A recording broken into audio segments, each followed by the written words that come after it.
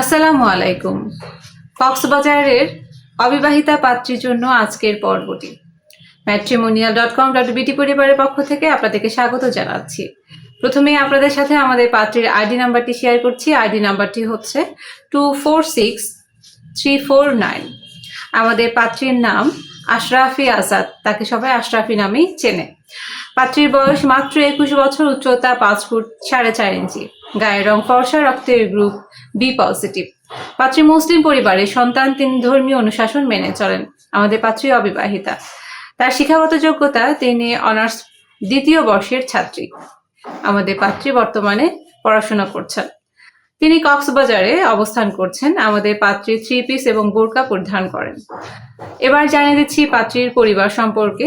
পাত্রীর 2টি ভাই এবং 1টি বোন রয়েছে, সকলেই অবিবাহিত। পাত্রীর বাবা নেই। পাত্রী কক্সবাজারের মধ্যবিত্ত পরিবারের সন্তান। তিনি তার মা এবং 2 ভাইয়ের সাথে অবস্থান করছেন কক্সবাজারে। এবার জানিয়ে দিচ্ছি পাত্রীর পরিবার তার জন্য কেমন পাত্র চাইছে।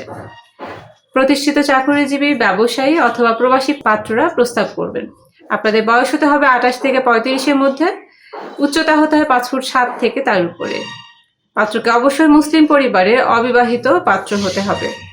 শিক্ষাগত দিক থেকে MA পাস অথবা যারা প্রবাসে অবস্থান করছেন আপনারা HSC পাস হলেও প্রস্তাব করতে পারবেন।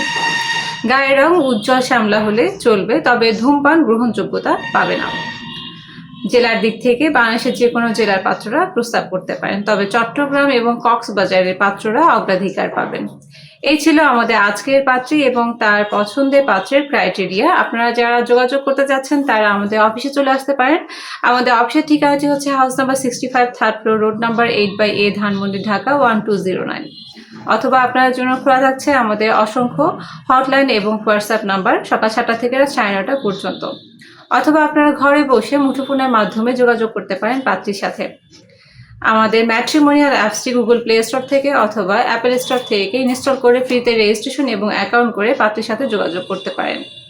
অথবা আপনারা আমাদের পেজটি ভিজিট করলে আরও নতুন নতুন পাত্রপাত্রীর সন্ধান পেতে পারেন। সেখান থেকেও আপনারা আপনাদের পছন্দ মতো পাত্রপাত্রী খুঁজে নিতে পারেন।